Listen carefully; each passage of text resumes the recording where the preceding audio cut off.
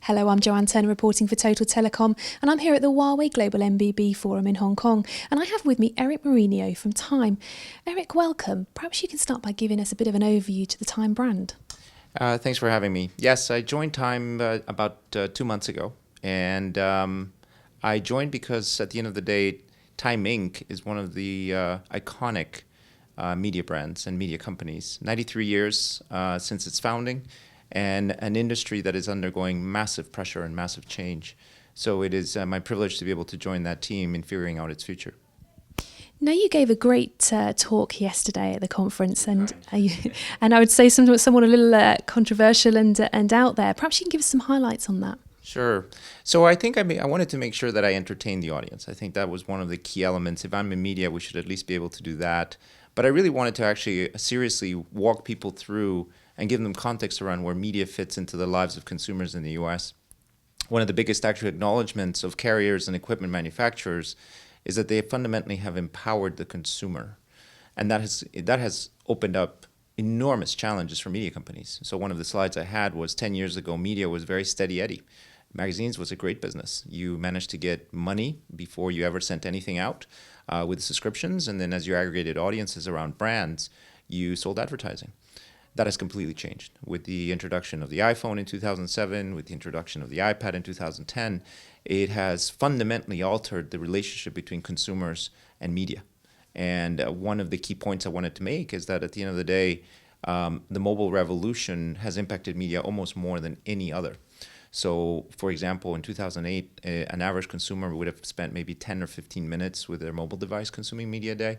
Now it's up to 2.8 hours a day. And the other platforms have not moved. So it just continues to be an exponential explosion of what consumers do with their devices.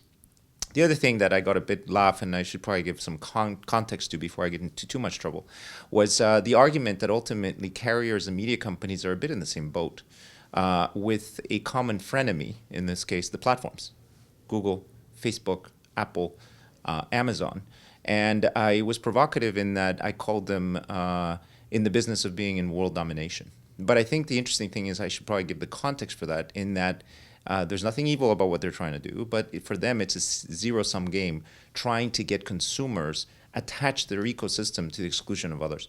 So it is one where they're so big, they're so powerful, they play in a way that without intention commoditizes carriers into dumb pipes, which is something the carriers would not like to be, and commoditizes content owners like us into potentially devaluing what we do. And for me, that's a challenge. And I left it with the audience to think about possibilities of working together in a world where those companies and platforms are committed to that world domination.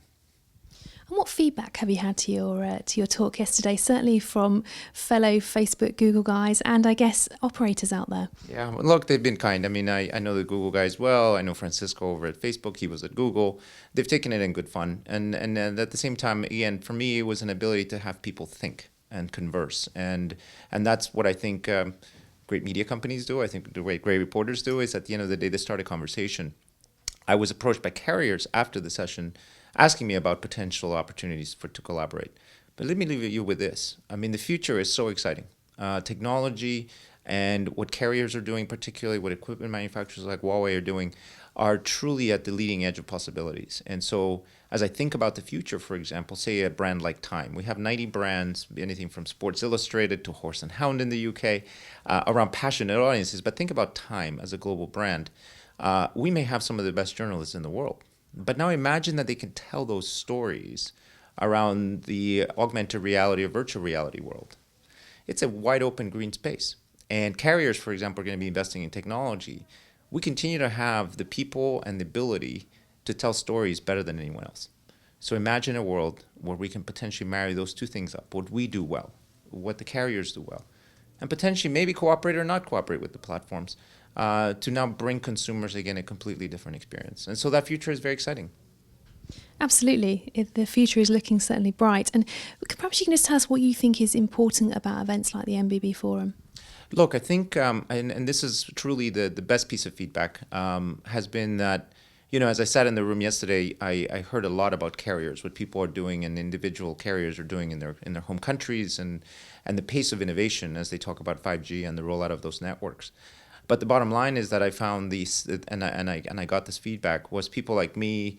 There was a Spanish fellow from Philips coming from the Netherlands. There was the guy from Visa.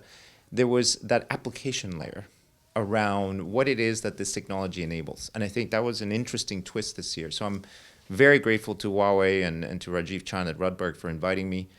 It allows us to do, and allows carriers to listen to what the application, to what they enable, and the possibilities around what the future holds. Erik, thanks for your time today. I appreciate it. Thanks.